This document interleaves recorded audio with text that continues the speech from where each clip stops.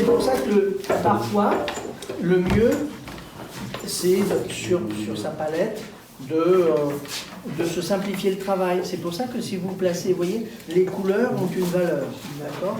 Donc si vous placez vos couleurs suivant leur valeur, c'est plus...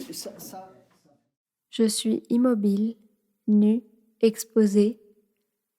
Je suis couleur, lumière, forme. Je suis abstraction organique. Sein, demi-lune, courbe, point. Main, vert, jaune, orange. Pubis obscur, clair, lumineux. Je suis pendant un instant autre que mon simple corps. D'abord théâtrale, la pose s'infuse progressivement à travers mes muscles. Je m'installe alors dans un état de transe lucide. Mon esprit se situe dans ma jambe droite, qui sous l'effet de la torsion se gèle petit à petit. Il se situe au bout de mes doigts, qui se pressent imperceptiblement à chaque pulsation de mon cœur. Il se situe dans ma nuque, qui tire le poids de mes épaules. L'espace du modèle est curieux. Il échappe aux règles quotidiennes. Le nu se dénude de sexualité, le temps se ralentit, s'arrête. L'immobilité devient un acte, une performance.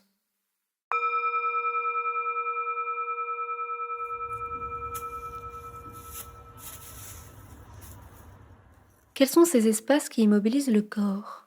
Chambre étudiante, cellule de prison, hôpital. En y pensant, beaucoup de ces espaces sont subis. C'est le corps qui se moule dans l'architecture et non l'architecture sur le corps.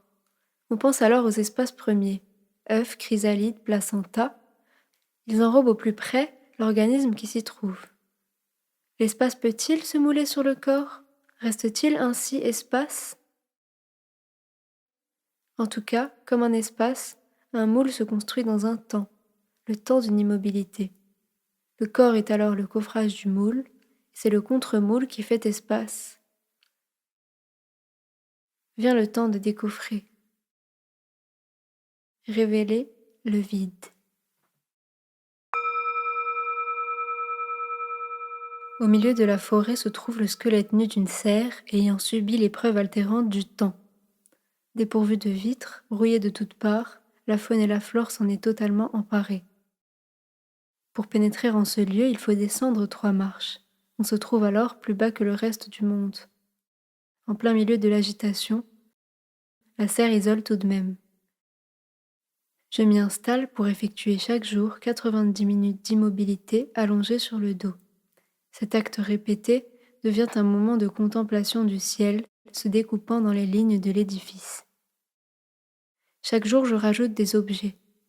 D'abord sur mon tapis de yoga, je surélève mon support à l'aide de palettes. J'ajoute 2 chaises, une sangle.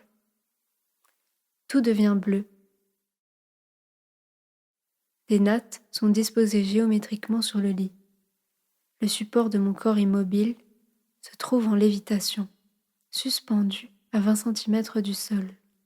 Suspendu comme le temps qui se suspend lorsque l'on s'arrête de bouger.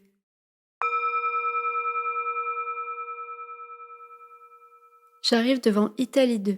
Il est 18h30, je m'apprête à m'immobiliser pendant 90 minutes.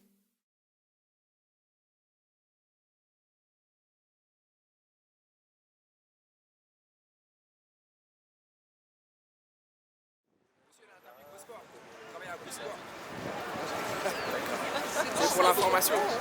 Monsieur, pourquoi il a allongé Pourquoi il a allongé C'est pour un cours d'architecture, en gros, elle s'immobilise comme ça pendant 1h30. Ouais. Pourquoi ? Parce que c'est une œuvre. Demi-heure. Non, c'est juste une expérimentation en vrai pour pouvoir aller plus loin. Parce qu'elle travaille sur l'immobilité du corps dans l'expression du corps. Oui, ok. Est-ce qu'il y a une place pour ça ou pas? Du coup, elle fait plein d'expériences et après, elle fera un projet en lien avec ça. Ok. Et là, ça va être 30 minutes. Ouais. Elle a 1h30. Ouais. Et dans le froid comme ça Ouais. Si on lui courageuse, parle à la nouvelle. Ouais, après, je crois pas. Mais il faut faire ça l'été, c'est mieux.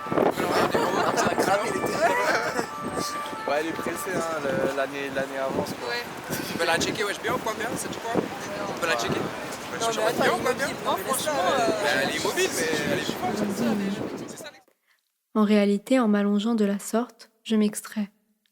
Je m'arrête en plein milieu du flux et du reflux de gens, de voitures, en plein milieu du mouvement urbain. Ce qui me permet de m'extraire, c'est précisément d'être allongé.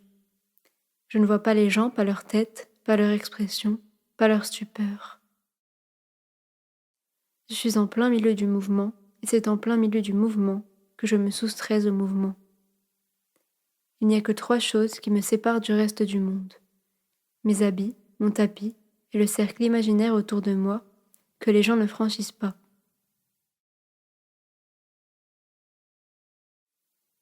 Et si cette ligne fictive devenait une enveloppe réelle?